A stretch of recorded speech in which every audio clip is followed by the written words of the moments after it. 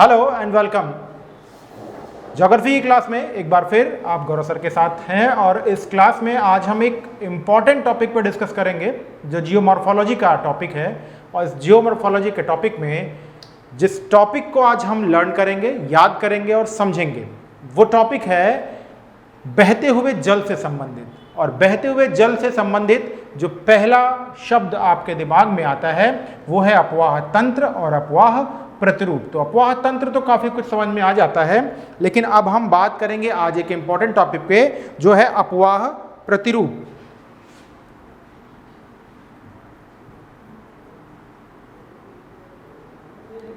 अपवाह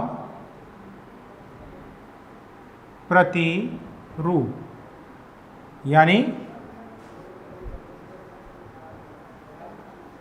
drainage pattern. अपवाह प्रतिरूप या ड्रेनेज पैटर्न, सबसे पहले समझ लेते हैं कि अपवाह प्रतिरूप या ड्रेनेज पैटर्न है क्या। कोई भी प्रदेश हो या कोई भी क्षेत्र हो, जिसे हम प्रदेश कहते हैं भौगोलिक शब्दावली में, तो किसी भी प्रदेश में जो वहां का अपवाह तंत्र होता है, किसी भी प्रदेश में वहां के अपवाह तंत्र के ज्यामितीय और स्थानिक व्यवस्था, ज्यामितीय स्वरूप और स्थानिक व्यवस्था को हम क्या कहते हैं? हम अपवाह प्रतिरूप कहते हैं। तो किसी भी प्रदेश या क्षेत्र में अपवाह तंत्र की ज्यामितीय स्थिति या ज्यामितीय स्थिति है और वहां की स्थानिक व्यवस्था को हम क्या कहते हैं? अपवाह प्रतिरूप कहते हैं। तो दो बातें इसमें सबसे इंपॉर्टेंट है, वो क्या है?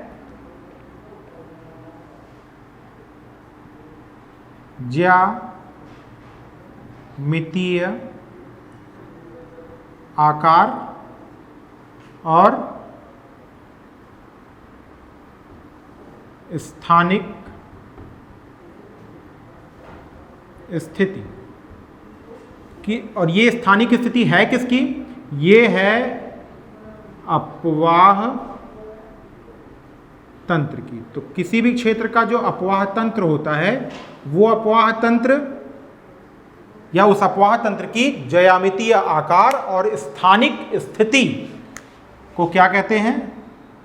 वो स्थानिक स्थिति जो होती है, वो स्थानिक स्थिति होती है अपवाह प्रतिरूप।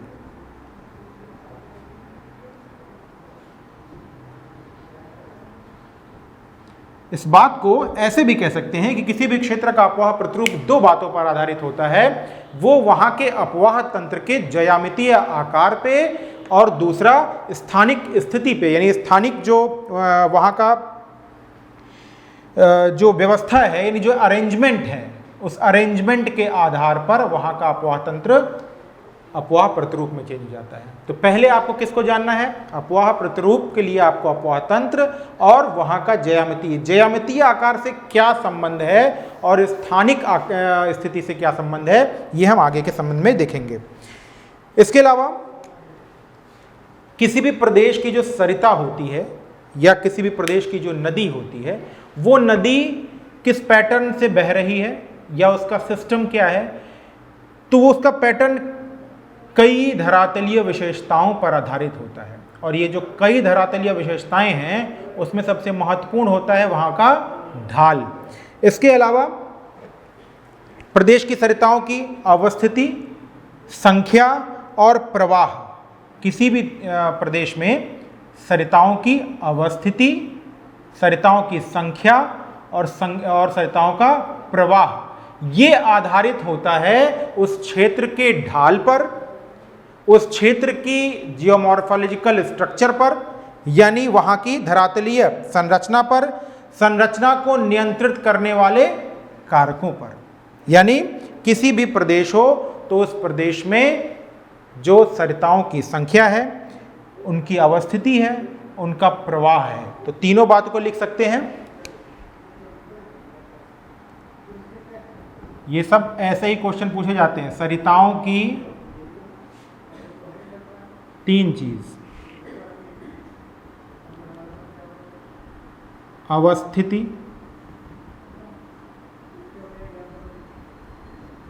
संख्या और प्रवाह। अवस्थिति, संख्या और प्रवाह। ये जो अवस्थिति, संख्या और प्रवाह है, ये किस पे आधारित होता है? ये उस क्षेत्र की संरचना पे आधारित होता है और उसके ढाल पर आधारित होता है।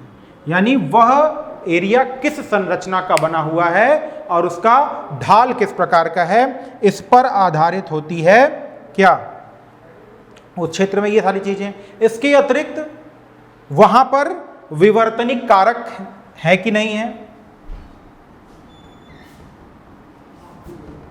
विवर्तनिक कारक, इस पे भी वह क्षेत्र आधारित होता है। यानी इस क्षेत्र की अवस्थिति, सरिताओं की अवस्थिति, संख्या, प्रवाह, संरचना हो गया, ढाल हो गया। जलवायु संबंधी दशाएं भी इसमें इंपॉर्टेंट हैं, वनस्पतियां इंपॉर्टेंट हैं। तो जलवायु संबंधी दशाएं, वनस्पतियां, विवर्तनिक कारक, ढाल, संरचना, ये सब मिलके क्या डिसाइड करते हैं? ये डिसाइड करते हैं कि किसी भी क्षेत्र में सरिताओं की अवस्थिति क्या होगी, सरिताओं की संख्या क्या होगी और उसका प्रवाह का होगा। और इसी पे डिपेंड होने वाला जो उसका अपवाह तंत्र है, उस अपवाह तंत्र की ज्यामितीय स्थिति, मतलब वहां के स्ट्रक्चर, वहां का स्ट्रक्चर कैसा है, यही उसकी ज्यामितीय स्थिति होती है। और जो स्थानिक अवस्थिति होती है, मतलब वहां की भू हलचल है कि नहीं है, वहां पे जो ढाल है वो किस प्रकार का है, सॉरी वहां पे जो ढाल है या क्षेत्र पर है वनस्पतियां हैं कि नहीं है। इसके अलावा जलवायु संबंधी दशाएं क्या हैं, इन सब को मिला लिया जाता है, तब तैयार होता है क्या, अपवाह प्रतिरूप। तो अपवाह प्रतिरूप को पढ़ने के लिए हमें इन सारी बातों को, ढाल, संरचना, जलवायु, वहां पे वनस्पतियों की स्थिति, आंतरिक भू हलचल, इसके अलावा विवर्तनिक कारक, इन सबको ध्यान में रखेंगे, तब हम अपवाह प्रतिरूप को पढ़ेंगे। आइए चलते हैं अब अपवाह प्रतिरूप के प्रकार। अब इसे मैं इरेज करता हूं या यहां पहले लिख लेते हैं, अपवाह प्रतिरूप के प्रकार।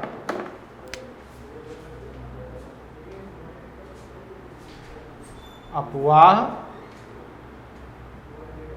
प्रतिरूप के प्रकार, बहुत ध्यान से सुनिएगा। अपवाह प्रतिरूप के प्रकार मैं एक एक करके यहां लिखूंगा और उसके फिगर भी बनाऊंगा।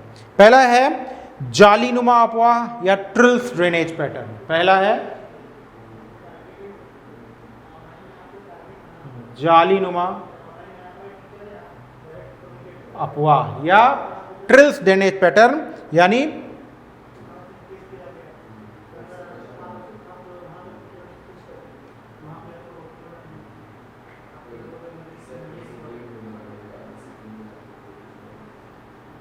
Trills drainage pattern. अब देखिए, इसको समझने के लिए आपको दो और बातें समझनी होंगी, जिससे मैं ऐसा समझता हूं कि आपको समझते होंगे। एक तो अनुदैर्घ्य अनुवर्ती नदियां और दूसरा पार्श्ववर्ती अनुवर्ती नदियां। अनुवर्ती नदी तो आप समझते हैं, अनुवर्ती नदी आप समझते हैं, मैं ऐसा समझता हूं क्योंकि इसको समझने के लिए अनुवर्ती नदी। देखिए अनुवर्ती नदी क्या होता है, अगर हिंदी में कहें तो इस शब्द को और हम डिफाइन कर लें। अनुवर्ती का मतलब होता है जो अनुसरण करता हो, और अनुसरण किसका करेगा, बहता हुआ जल, ढाल का अनुसरण करेगा। और जब ढाल का अनुसरण करेगा तो अनुवर्ती सरिता या कॉन्सिक्वेंट ड्रेनेज, अनुवर्ती या कॉन्सिक्वेंट। तो एक बार अनुवर्ती या कॉन्सिक्वेंट का एक फिगर हम यहां ड्रॉ करते हैं, वो है अगर ढाल के अनुसार बह रही हो नदी तो ये होती है अनुवर्ती यानी कॉन्सिक्वेंट नदी।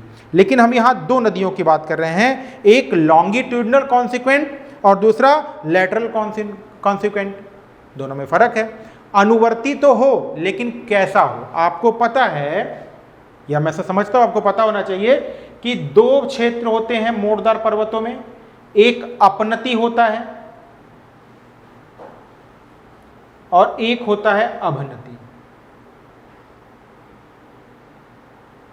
जियोसाइक्लाइन और एंटीसाइक्लाइन। तो अपनति और अभिनति, अपनति और अभिनति को क्या इससे संबंध है? अनुवर्ती का अर्थ हुआ कि वो दोनों क्या करेंगे, ढाल का अनुसरण करेंगी। लेकिन जो लॉन्गिट्यूडनल यानी अनुदैर्घ्य अनुवर्ती होता है, होती है नदी, वो कहां बहती है, वो बहती है इस अभिनति में, अनुदैर्घ्य अनुवर्ती, ठीक। लेकिन जो अनुप्रस्थ ये पार्श्ववर्ती अनुवर्ती होती है, या कह सकते हैं जिसे हम लैटरल कॉन्सिक्वेंट। वो लैटरल कॉन्सिक्वेंट निकलती कहां से है? वो लैटरल कॉन्सिक्वेंट फॉलो करती है अपनति को। तो दो नदियां हो गई, एक पार्श्व अनुवर्ती,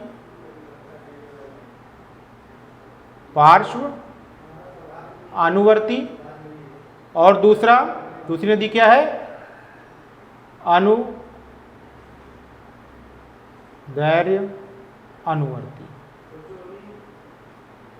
इन दोनों ही धाराओं को कॉन्सिक्वेंट से संबंधित है, यानी ये दोनों धाराएं किससे संबंधित हैं?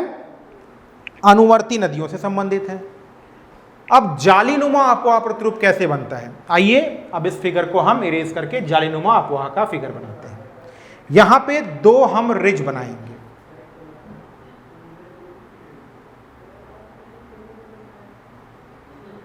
एक रिज, दो रिज।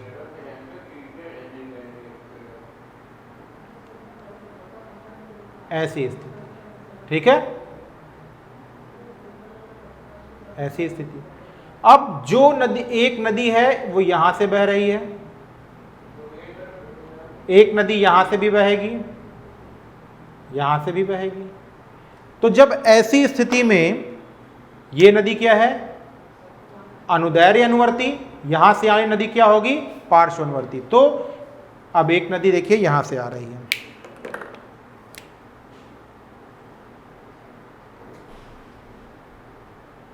सब कहां से आ रही हैं? रिज से आ रही हैं। आपको ध्यान, ये सब कहां से आ रही हैं? रिज से आ रही हैं, क्योंकि इन्होंने क्या किया है? रिज यानी कटक का ध्यान रखा है। तो अगर ये क्वेश्चन आ जाए आप में, ये है कटक यानी रिज,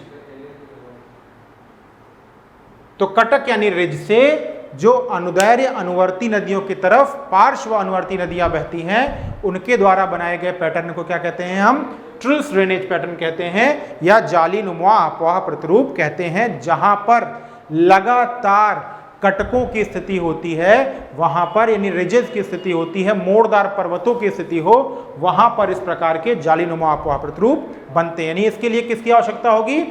जालीनुमा अपवाह प्रतिरूप बनने के लिए आवश्यकता होगी हमें एक कटक की, एक अपनति की, एक अभिनति की, चाहे कटक कहें या अपनति या अभिनति कहें, एक पार्श्ववर्ती नदी की और एक अनुवर्ती नदी की, एक अनुदैर्ध्य अनुवर्ती नदी की। ये सब मिलके क्या बनाते हैं? ये सब मिलके बनाएंगे कटक जैसी संरचना और जालीनुमा अपवाह। आगे बढ़ते हैं। दूसरा जो अपवाह है वो अपवाह है पादपाकार अपवाह प्रतिरूप। इसमें मिटा रहा हूं, आप फिगर बनाना चाहते हैं बना लीजिए, स्क्रीनशॉट लेना चाहते हैं स्क्रीनशॉट ले लीजिए।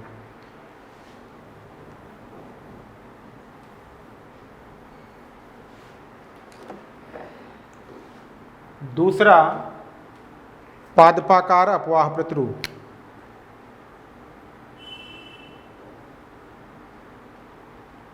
पादपाकार अपवाह प्रतिरूप, ठीक, इंग्लिश में कहें डेंड्रिटिक ड्रेनेज पैटर्न। अब देखिए पादपाकार अपवाह प्रतिरूप कैसे बनता है। पहली देखिए, इसमें जो क्वेश्चन पूछे जाते हैं वो क्वेश्चन आपको कंडीशंस देंगे और आपसे कहेंगे कि ये जो कंडीशन है वो किस तरीके के पैटर्न को बनाएगी, या ये जो पैटर्न है वो किस कंडीशन से बनेगा। एक ये स्टेटमेंट से क्वेश्चन आ सकता है। दूसरा, आपको 4 कंडीशंस दे सकते हैं, 4 पैटर्न दिया जा सकता है और बोला जा सकता है कि इसको मैच कराइए। या तीसरा क्वेश्चन बन सकता है कि आपको किसी एक प्रॉपर पैटर्न की 4 स्टेटमेंट दिए जाएं और कहा जाए निम्न में से मल्टीपल कौन से सही हैं या कौन से मल्टीपल गलत हैं, या कोई एक सही है या कोई एक गलत है। तो ये टॉपिक से ऐसे क्वेश्चन पूछे जाते हैं। इसलिए हम पहली चीज देखेंगे कि डेंड्रिटिक अपवाह तंत्र बनेगा कैसे। इसके लिए सबसे पहली कंडीशन होनी चाहिए कि चौड़ा सपाट सतह चाहिए हमें। स्पेशली अगर ग्रेनाइट की सतह मिल जाए, चौड़ी सपाट सतह, तो ये वृक्षाकार अपवाह प्रतिरूप के बनने के लिए बहुत इंपॉर्टेंट हो जाएगा। इसमें महत्वपूर्ण क्या होता है? एक होती है मुख्य नदी, किसी भी क्षेत्र में एक मेन ड्रेनेज होगा, और फिर इस मेन ड्रेनेज में बहुत सारी नदियां शाखाओं के रूप में जुड़ जाती हैं।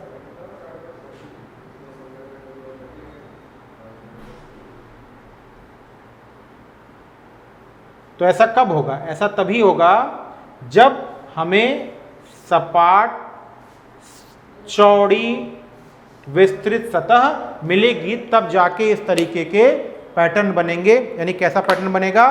तब पैटर्न बनेगा पादपाकार अपवाह प्रतिरूप। कंडीशंस क्या क्या होंगी? पहला तो चौड़ी सपाट सतह चाहिए, फिर चाहिए कि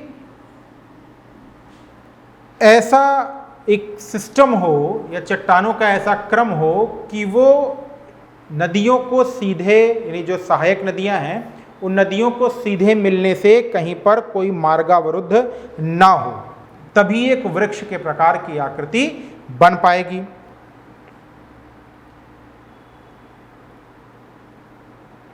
इस क्रिया में होता क्या है?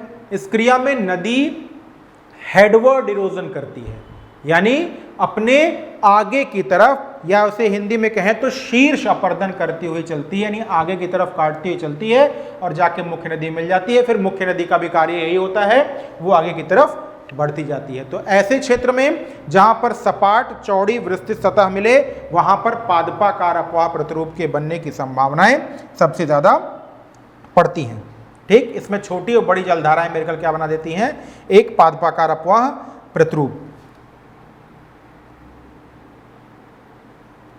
आइए एक और इंपॉर्टेंट चीज और यहां पे समझ लें कि पादपाकार अपवाह प्रतिरूप वहां बनने की संभावना और बढ़ जाती है जहां चट्टानों में प्रवेश्यता हो, यानी चट्टानें जो हो वो परवियस हो, इम्परवियस ना हो। परवियस हो मतलब उनमें जल जो है वो प्रवेश कर जाए। तो परवियस जो चट्टानें हैं वो बहुत इंपॉर्टेंट होती हैं। किसके लिए? वो बहुत इंपॉर्टेंट होंगी पादपाकार अपवाह प्रतिरूप के लिए। तो आपसे ये भी क्वेश्चन दिया जा सकता है कि पादपाकार अपवाह प्रतिरूप बनने के लिए परवियस चट्टानें हो सकती हैं, जरूर सही है, या इम्परवियस। तो परवियस यानी कि प्रवेश चट्टानें इसके लिए बहुत महत्वपूर्ण हैं। और ढाल अगर अच्छा हो, वही जो मैंने पहले बात कही कि मार्गा अवरुद्ध ना हो, अच्छा ढाल होना चाहिए ताकि वो शीर्ष अपर्दन करते हुए नदियां जाके मुख्य नदी में मिल सकें। तो वही बात है कि ढाल जो है वो अच्छा होना चाहिए ताकि नदियों में जाके, मुख्य नदियों में जाके मिल सके। छोटा नागपुर के पठार के अधिकांश क्षेत्रों में पादपाकार अपवाह प्रतिरूप विकसित हुआ है। छोटा नागपुर पठार में के ज्यादातर क्षेत्रों में क्या हुआ है? पादपाकार अपवाह प्रतिरूप डेवलप हुआ है। अब आते हैं हम आयताकार प्रतिरूप, रेक्टेंगुलर।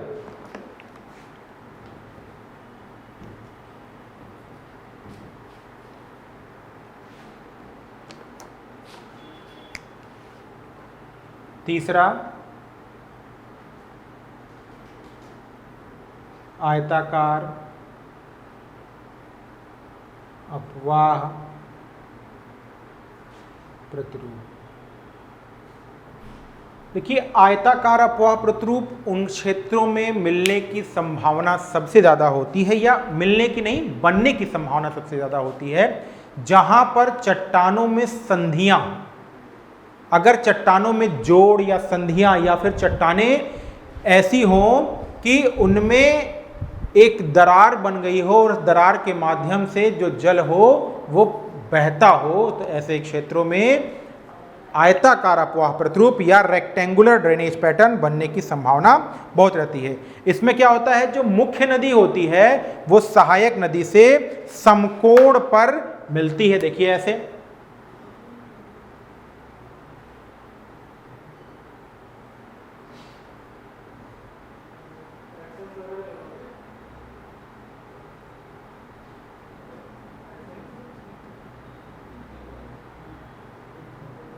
ऐसा, और ऐसा कहाँ ऐसा पैटर्न बनेगा जहां पर नदियां मुख्य नदियों से जो सहायक नदियां हैं वो एक समकोण पर मिलती हों, और ऐसा ज्यादा बनने की संभावना वहां होती है जहां पर चट्टानों में संधियां होती हों, जोड़ होते हों।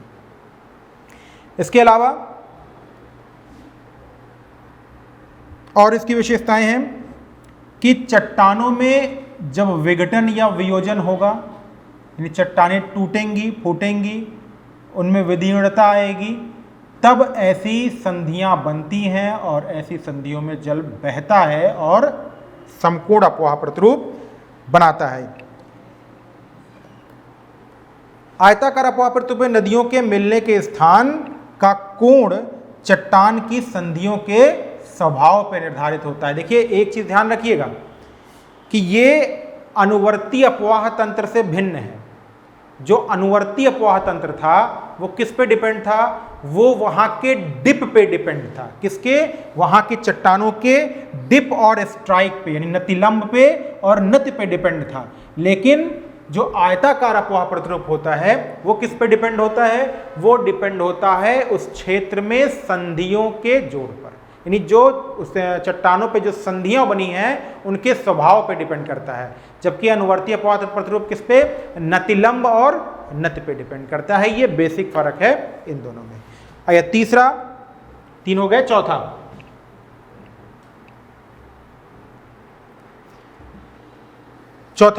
प्रतिरूप बनने से पहले एक इंफॉर्मेशन आपके लिए कि टीसीएस एकेडमी के ऑनलाइन पोर्टल पे यूजीसी नेट, सामाजिक विज्ञान टीजीटी जिसमें ज्योग्राफी और पीजीटी भूगोल, इन तीनों की ही कक्षाएं चल रही हैं। आने वाली परीक्षा के प्रिपरेशन के लिए आप इसमें एडमिशन ले सकते हैं, और लेने के लिए आप टीसीएस एकेडमी के ऑनलाइन पोर्टल पे संपर्क कर सकते हैं। इसके अलावा टीसीएस एकेडमी टीजीटी, पीजीटी और यूजीसी नेट के कंप्लीट स्टडी मटेरियल भी अवेलेबल करा रहा है, आप वो भी परचेज कर सकते हैं। आइए नंबर 4 पे हम बात करते हैं अपकेंद्रीय अपवाह प्रतिरूप।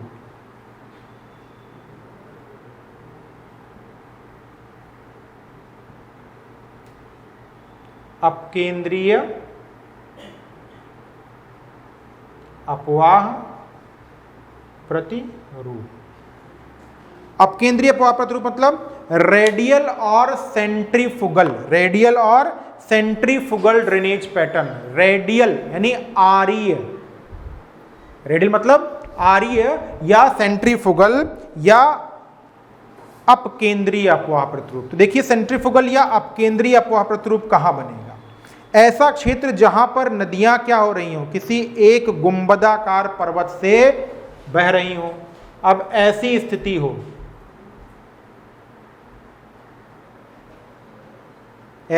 हो, और नदियां एक क्षेत्र से चारों तरफ बह रही हों।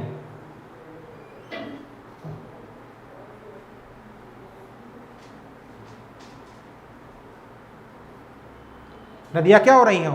किसी एक गुंबदाकार क्षेत्र से चारों तरफ से बह रही हों, तो ऐसे क्षेत्र में अपकेंद्रीय अपवाह प्रतिरूप बनता है। जहां पर गुंबदाकार पर्वत हो या ज्वालामुखीय पर्वत का निर्माण हुआ हो या पर्वत के शीर्ष से ढाल की तरफ बहने वाली कॉन्सिक्वेंट स्ट्रीम्स जो होती हैं, यानी ये क्या करती हैं? ढाल के अनुरूप बहती हैं। तो ढाल के अनुरूप बहेंगी तो कैसी होंगी? कॉन्सिक्वेंट स्ट्रीम होंगी। और ऐसी कॉन्सिक्वेंट स्ट्रीम्स यानी जो अपवाह प्रतिरूप होता है वो ज्वालामुखी शीर्ष का पर्वत बन गया हो, या कोई ऐसा पर्वत जिसपे चारों तरफ से ढाल मार्ग अवरुद्ध करने वाला ना हो, वहां पर भी ऐसा अपवाह प्रतिरूप बन जाता है। यानी इसमें रोल किसका होता है? इसमें रोल होता है कि एक शीर्ष से निकलकर जल धाराएं चारों तरफ प्रवाहित होती हैं। It means they are called consequent streams. The consequent streams makes the centrifugal or the radial pattern of drainage.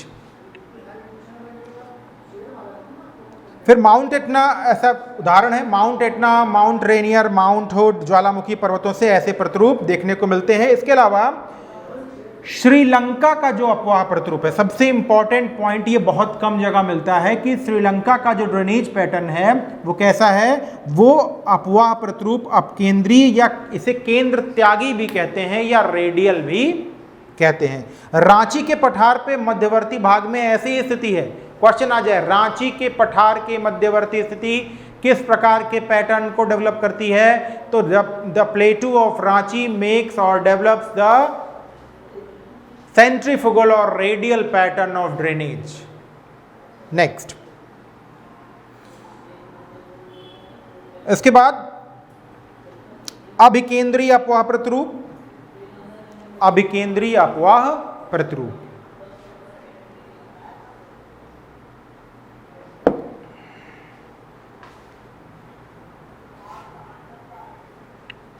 अभिकेंद्रीय अपवाह प्रतिरूप, देखिए आप केंद्रीय और अभिकेंद्रीय अपवाह प्रतिरूप से क्वेश्चन काफी आते हैं। तो पहले हम अपकेंद्रीय अपवाह प्रतिरूप की कुछ प्रमुख उदाहरणों को एक साथ देख लेते हैं। पहला तो रांची का पठार, नोट कर लीजिए। दूसरा हजारीबाग का उठा हुआ भाग, पार्श्वनाथ,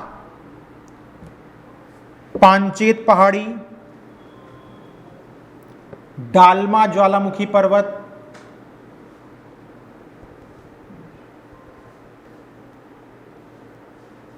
हजारीबाग पठार,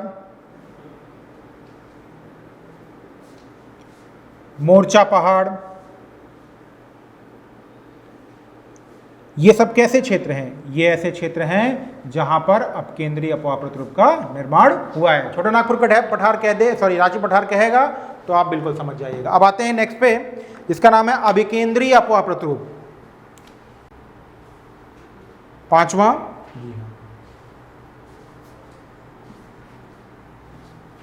अभिकेंद्रीय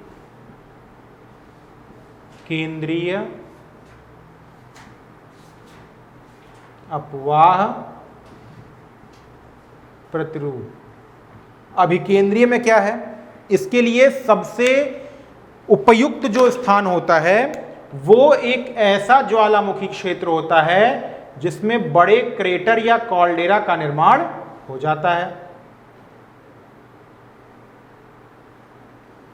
यानी अब वहां उद्गार काफी समय से बंद हो चुका रहता है, ऊपर का भाग लावा से ढक चुका रहता है और एक झील का निर्माण होता है, जिसमें क्या होता है, जिसमें नदियां चारों तरफ से आके कहां पर बह के एक जगह मिलती हैं। इसे कहते हैं हम अभिकेंद्रीय या सेंट्रीपिटल ड्रेनेज पैटर्न। तो इसके लिए सबसे इंपॉर्टेंट क्या होना चाहिए कि एक गहरा, एक कीप के आकार का क्षेत्र होना चाहिए जिसमें चारों तरफ से नदियां आकर एक प्लेस पर मिल जाती हों, एक प्लेस में आती हों। तो ऐसे प्लेस को क्या कहते हैं, ऐसे प्लेस को हम सेंट्रीपिटल ड्रेनेज पैटर्न कहते हैं। उदाहरण इसके लिए इंपॉर्टेंट है, उदाहरण तिब्बत और लद्दाख क्षेत्र की जलधाराएं। सबसे इंपॉर्टेंट क्वेश्चन पूछ लिया कि तिब्बत और लद्दाख क्षेत्र की जलधाराएं किस प्रकार का निर्माण करती हैं, तो अभिकेंद्रीय अपवाह प्रतिरूप का निर्माण करती हैं। इसके अलावा इन्हें अंतर्देशीय ड्रेनेज पैटर्न यानी इनलैंड ड्रेनेज पैटर्न भी कहते हैं। अंतर्देशीय क्योंकि इनका संबंध सागर से तो हो नहीं पाता है, तो अंतर्देशीय अपवाह प्रतिरूप या इनलैंड ड्रेनेज पैटर्न भी इनका एक नाम है। निचली चंबल बेसिन में रायगढ़ के गुंबद के पास, लोअर चंबल बेसिन में रायगढ़ डैम के पास एक गर्त का निर्माण हुआ है, जिससे क्या होता है, अभिकेंद्रीय अपवाह प्रतिरूप का निर्माण हुआ है। तो लोअर चंबल बेसिन इसी प्रकार का उदाहरण है। इसके अलावा लद्दाख में इसी प्रकार के अभिकेंद्रीय अपवाह प्रतिरूप का निर्माण होता है। अभिकेंद्रीय अपवाह प्रतिरूप, इसके अलावा इसमें इसी में वलयाकार अपवाह प्रतिरूप, एक नया पैटर्न जो होगा वो क्या होगा, पांचवें के बाद छठा,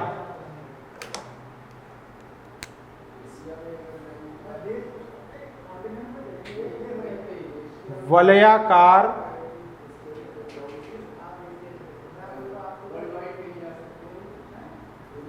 अपवाह प्रतिरूप।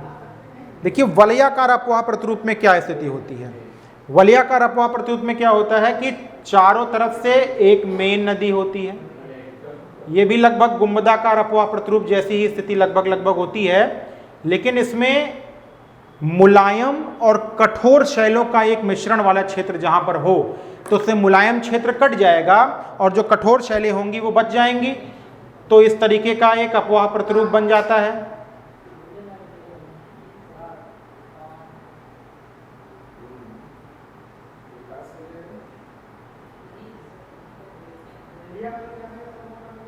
ऐसा, तो ऐसा गुंबदाकार अपवाह प्रतिरूप बनने लगता है, या सॉरी वलयाकार अपवाह प्रतिरूप बनने लगता है। ये कब बनता है? ये तब बनता है जब स्थितियां क्या हो? कठोर और मुलायम शैलों वाली हो। स्थितियां क्या हो? कठोर और मुलायम शैलों वाली हो। तो जब कठोर और मुलायम शैलों वाली स्थितियां होंगी तब लगभग एक वलयाकार अपवाह प्रतिरूप का निर्माण होता है। और ऐसा उदाहरण जो देखने को मिलता है वो हमें कहां पे मिलता है? ऐसा उदाहरण हमें देखने को मिलेगा जब ऐसी एक पहाड़ी हो जिसमें मुख्य नदियों के साथ घर्षित होने के बाद, यानी कटी हुई चट्टानों से निकलने के बाद सहायक नदियां मिल जाएं और गोल गोल आकृति का एक पैटर्न डेवलप करें, जिसे हम वलयाकार अपवाह प्रतिरूप कहते हैं। संयुक्त राज्य अमेरिका का ब्लैक हिल्स गुंबद जो है उसमें क्या हुआ है? ऐसा ही पर्याप्त अनाच्छादन हुआ है, यानी अपक्षय अपर्दन हुआ है, और इसी अनाच्छादन या अपक्षय अपर्दन के कारण वलयाकार या एनुलर अपवाह यानी एनुलर ड्रेनेज पैटर्न दिखाई पड़ता है। जब कहीं पे गुंबदाकार पर्वत स्थिति हो, क्वेश्चन आ जाए कि जब कहीं गुंबदाकार स्थिति की स्थिति में पर्वत हो तो उस गुंबदाकार स्थिति में किस प्रकार का पर्वत बनेगा, किस प्रकार की जो ड्रेनेज पैटर्न बनने की संभावना है। अगर वहां पर अनाच्छादन ज्यादा हुआ है तो ज्यादा संभावना है कि वहां पर एनुलर या वलयाकार अपवाह प्रतिरूप बनेगा, और अगर वहां पर अनाच्छादन ज्यादा ना हुआ हो तो ऐसी संभावना है कि वहां पर अपकेंद्रीय अपवाह प्रतिरूप बनेगा। यह बेसिक फर्क है इसमें। इसके अलावा इंग्लैंड में वेल्ड की नदियों में भी ऐसे ही अनाच्छादित गुंबदों का विस्तार है। इंग्लैंड में वेल्ड में क्या हुआ है कि ऐसे ही अनाच्छादित नदियों का, अनाच्छादित पहाड़ियों का, गुंबदाकार पहाड़ियों का निर्माण हुआ है, जिससे वलयाकार अपवाह प्रतिरूप का निर्माण हुआ है। फिर आते हैं नेक्स्ट, कंटकीय अपवाह प्रतिरूप या बारबेड।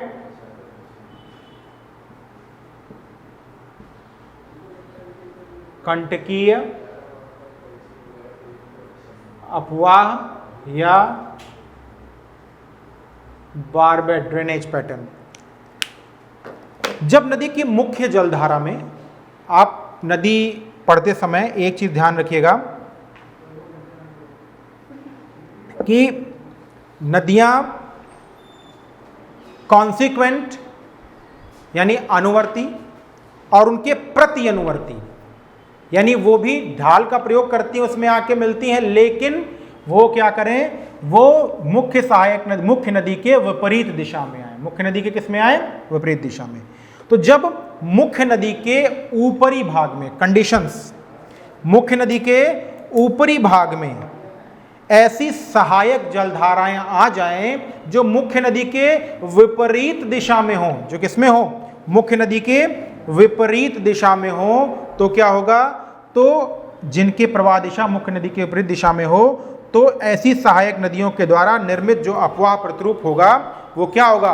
वो कंटकीय अपवाह प्रतिरूप होगा, यानी मुख्य नदी की विपरीत दिशा में ऐसे कुछ।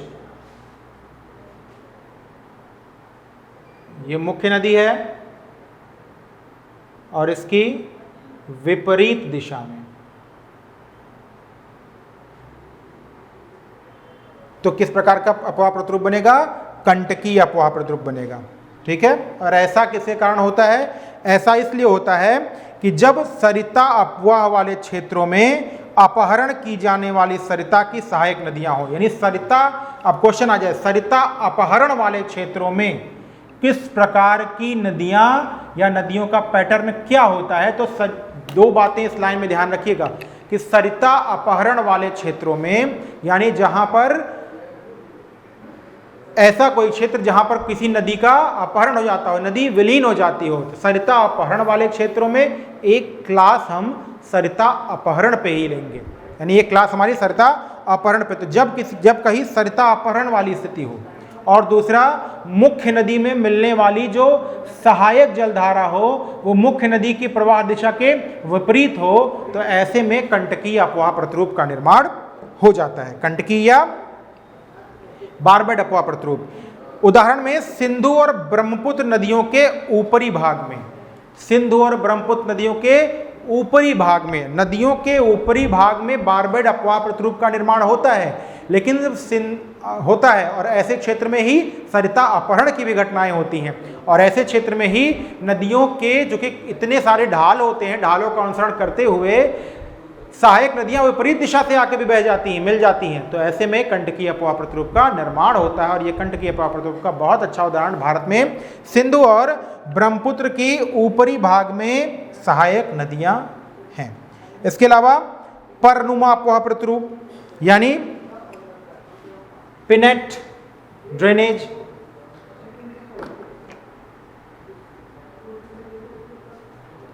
परनुमा अपवाह प्रतिरूप, परनुमा अपवाह, ठीक, यानी पिनेट ड्रेनेज पैटर्न। देखिए परनुमा अपवाह प्रतिरूप बहुत आसान है, फर्क सिर्फ इतना है इसके पहले वाली कि जिस दिशा में मुख्य नदी बह रही हो सहायक नदियां उसी दिशा में आके मिल जाए।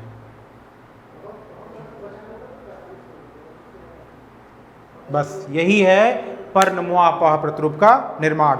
समानांतर अपवाह प्रतिरूप के अंतर्गत परनुमा अपवाह प्रतिरूप, परनुमा यानी पक्षियों के पंख के समान।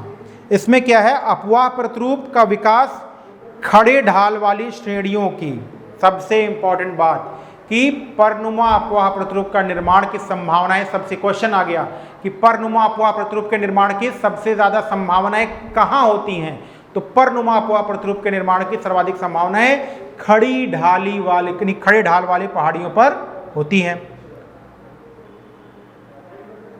इसके अतिरिक्त जहां पर पार्श्ववर्ती समानांतर पर्वत श्रेणियों के तीव्र ढाल, पार्श्ववर्ती समानांतर पर्वत श्रेणियों के तीव्र ढाल हो, यानी इसके लिए कंडीशन एक और कि समानांतर पर्वत श्रेणियों के तीव्र ढाल अगर हो तो वहां पर सरिताएं निकलकर क्या करती हैं, प्रधान अनुदैर्य अनुवर्ती। अब देखिए फिर यहां आ गया अनुदैर्य अनुवर्ती, अनुदैर्य अनुवर्ती कहां बह रही थी, अनुदैर्य अनुवर्ती लॉन्गिट्यूडनल कॉन्सिक्वेंट जो थी वो कहां बह रही थी, वो अभिनत में बह रही थी, यानी कि जो साइक्लाइन में बह रही थी, यानी कि गहरे वाले भाग में बह रही थी। तो जब खड़े ढाल से नदियां निकल करके सीधे अनुदैर्य अनुवर्ती नदियां यानी लैटरल कॉन्सिक्वेंट नदियों में, लॉन्गिट्यूडनल कॉन्सिक्वेंट नदियों में मिल जाती हैं, तो ऐसे क्षेत्रों में क्या होता है, परनुमा अपवाह प्रतिरूप का निर्माण होता है। परनुमा अपवाह प्रतिरूप का सबसे अच्छा उदाहरण जो है वो सोन नदी और उसके साथ नर्मदा नदी का अपवाह प्रतिरूप, सोन और नर्मदा नदी का अपवाह प्रतिरूप परनुमा अपवाह प्रतिरूप का सबसे महत्वपूर्ण और सबसे अच्छा उदाहरण है। कौन कौन, सोन और नर्मदा। आगे बढ़ते हैं, समानांतर अपवाह प्रतिरूप।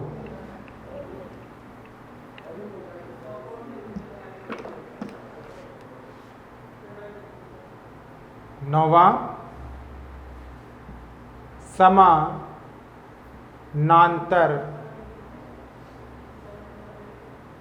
अपवाह प्रतिरूप। समानांतर अपवाह प्रतिरूप मतलब पैरेलल ड्रेनेज पैटर्न। यह बहुत ही सामान्य तरह का अपवाह प्रतिरूप है जिसमें क्या होता है, अनेक नदियां एक दूसरे के समानांतर प्रवाहित होती हुई मिल जाती हैं। जैसे एक उदाहरण यहां पर है, एक सागरीय भाग, ये सागर है,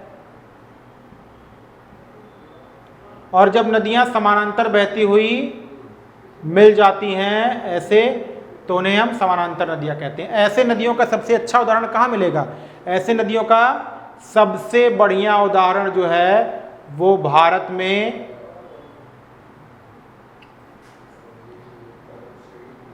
वो भारत में कहाँ पे है? ये है पश्चिमी घाट। तो पश्चिमी घाट से निकलने वाली जो नदियां हैं वो क्या हैं? वो समानांतर अपवाह प्रतिरूप का सबसे अच्छा उदाहरण है। ठीक है, यानी ढलुआ सागर तल, जहां पर पहाड़ी हो, बगल में ढलुआ सागर तल हो, वहां पर नदियां इस प्रकार का अपवाह प्रतिरूप बनाती हैं। ठीक है, तो अरब सागरीय क्षेत्र तो है ही, लेकिन पूर्वी सागर क्षेत्र में भी इसका बहुत हल्का सा उदाहरण मौजूद है, लेकिन पश्चिमी क्षेत्र तो इसका सबसे अच्छा उदाहरण है। अब अपवाह प्रतिरूप नेक्स्ट 10वां, हेरिंग बोन।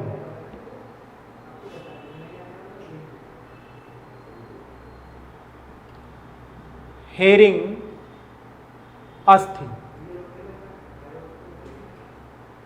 हेरिंग अस्थि। ठीक, हेरिंग अस्थि अपवाह प्रतिरूप क्या है? इसका जो एक फिगर पहले हम ड्रॉ कर लें, पसलियों के समान एक मुख्य नदी, एक मुख्य नदी है और फिर क्या है, नदियां उसमें आके मिल रही। हमेशा बीच की नदी या कोई एक मुख्य अपवाह किसी क्षेत्र में जरूर होता है और उसी में आके उसकी जो सहायिकाएं हैं, ट्रिब्यूटरीज हैं, आके मिलती हैं, तो तभी बनता है कोई अपवाह प्रतिरूप। तो इसमें क्या है कि एक घाटी होती है, दो तरफ पहाड़ी रेंज होते हैं। बहुत आसान है कि आपको पता होगा इधर भी कोई पहाड़ी रेंज होगा, कटक होगा, और इधर भी पहाड़ी रेंज या कटक, और यहां से निकलने वाला जो भाग है वो क्या है? वो अपवाह प्रतिरूप बना रहा है। किस तरह का? हेरिंग अस्थि या हेरिंग बोन पैटर्न। इसके लिए दो अनुदैर्घ्य समानांतर पहाड़ियां होनी चाहिए। जब तक समानांतर पहाड़ियां नहीं होंगी तब तक बीच में एक अभिनति नहीं होगी, यानी जियोसाइंक्लाइन नहीं होगा, और तब तक वहां पर क्या होगा? ऊपर से दोनों तरफ से नदियां आकर मिलेंगी नहीं। जब मिल जाएंगी तो वहां पर ऐसा हेरिंग अपवाह प्रतिरूप बन जाएगा। हिमालय के पश्चिम पूर्व दिशा में फैली घाटियां हेरिंग बोन के लिए सबसे इंपॉर्टेंट एरिया है। यानी हिमालय का जो पूर्व पश्चिम क्षेत्र है वहां से क्या होता है? नदियां निकल के सीधे एक प्लेस पे आकर मिल जाती हैं। तो हेरिंग बोन बनने का सबसे अच्छा प्लेस क्या है? हिमालयन रिवर, चूंकि ये पूर्व पश्चिम दिशा में फैला हुआ है, उसके आगे घाटियां हैं और ऐसी घाटियों में इस तरह का प्रवाह पैटर्न बहुत बन जाता है। इसके अलावा कुछ और पैटर्न है, जैसे अनिश्चित अपवाह प्रतिरूप। अनिश्चित अपवाह प्रतिरूप को कहेंगे इनडिटर्मिनेट, यानी जिसका कोई डिटर्मिनेशन नहीं है। तो इनडिटर्मिनेशन में स्थिति क्या है? अनिश्चित या जटिल, कॉम्प्लिकेटेड या कंपाउंड प्रतिरूप, जहां पर कोई निश्चित अपवाह प्रतिरूप का निर्माण ना होता हो। यानी कि उस कोई मुख्य नदी और उसकी सहायक नदियों का जो मिलन स्थल हो वो अनिश्चित और अनियमित हो। तो जब ऐसा अनिश्चित या अनियमित होगा तो उनके मार्ग अनिश्चित अनियमित होंगे, और जब मार्ग अनिश्चित अनियमित होंगे तो कोई एक विशेष प्रकार का ड्रेनेज पैटर्न नहीं बन पाएगा। ये प्राय उन स्थानों पर होता है जहां पर छोटी छोटी झीलें पाई जाती हैं तथा वह एक दूसरे की जलधाराओं को मिलाए रखती हैं। यानी जिन क्षेत्रों पर नदी वाले एरिया में छोटी छोटी झीलें पाई जाती हैं तो वो क्या होती हैं? वो नदियों के प्रवाह क्रम को ब्रेक कर देती हैं, जलधाराओं को एक दूसरे से इस प्रकार, या कह सकते हैं ब्रेक कर देती हैं, इस प्रकार मिला के रखती हैं। यानी मेन स्ट्रीम बनने से ब्रेक करती हैं और मिलने से रोकने के लिए क्या करती हैं? मिला कर रखती हैं। और ऐसी कंडीशन में कोई निश्चित अपवाह प्रतिरूप नहीं बन पाता है, और ऐसी कंडीशन में क्या होता है? अनिश्चित अपवाह प्रतिरूप का निर्माण हो जाता है। फिनलैंड का अपवाह प्रतिरूप अनिश्चित अपवाह प्रतिरूप का उदाहरण है, क्योंकि यहाँ पर आपको पता है कि जो ग्लेशियरिक लेक्स है उनकी संख्या हजारों की संख्या में, तो ग्लेशियरिक लेक्स बहुत ज़्यादा हैं। तो मैंने आपको क्या अभी बताया कि ये मेन पैटर्न बनने से रोकती हैं, और बनते कैसे कहती हैं? बहुत सारी झीलों की अवस्थाएं होती हैं जो नदियों को क्या करती हैं? आपस में मिला के रखती हैं, जिससे कोई निश्चित अपवाह प्रतिरूप नहीं बन पाता है। फिर इंटरमिटेंट ड्रेनेज, प्रच्छन्न,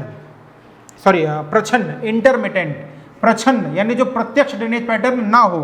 तो अर्धशुष्क मरुस्थलीय भागों में जहां पर मौसमी नदियां होती हैं, क्वेश्चन आ जाए कि अर्ध शुष्क मरुस्थलीय भाग में जहां पर निश्चित कोई भी जलधाराएं ना हो, मौसमी जलधाराएं हो, तो वहां पर क्या होता है, प्रच्छन्न अपवाह प्रतिरूप यानी इंटरमिटेंट ड्रेनेज पैटर्न बनता है। जहां पर वर्षा हुई, थोड़ा सा पथरीला का है, थोड़े समय के लिए जलधारा बही, वर्षा खत्म, जलधारा जाकर शुष्क बलुई क्षेत्र में विलीन हो गई, जलधारा समाप्त, तो लुप्त हो जाएगा जल और बहुत दूरी तक नहीं मिल पाता है। फिर कुछ दूरी पे जहां पर बालू उलू खत्म होता है वहां पर क्या होता है, पुनः स्थल पर प्रकट हो जाता है।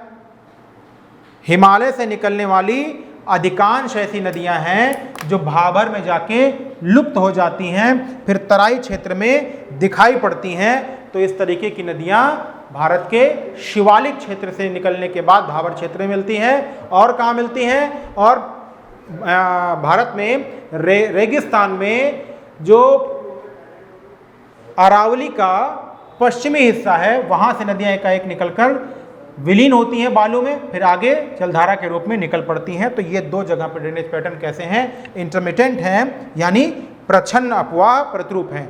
इसके अलावा भूमिगत अपवाह प्रतिरूप, भूमिगत अपवाह प्रतिरूप आपको पता है कि चूने के क्षेत्रों से संबंधित होता है। तो जो लाइमस्टोन एरियाज हैं, चूने के क्षेत्र हैं, वहां पर कैसा अपवाह प्रतिरूप मिलता है, भूमिगत अपवाह प्रतिरूप मिलता है। और आपको पता है कि ये छोटे पैमाने पर बहुत मंद गति से पानी यहां बहता है। छोटे पैमाने पर मंद गति से चलने वाली जलधाराओं का क्या होता है, विकास होता है। इनमें अनेक प्रकार की जलधाराएं धीमी गति से चला करती हैं और ऐसी स्थलाकृतियों का निर्माण करती हैं जो चूने के क्षेत्रों के होते हैं।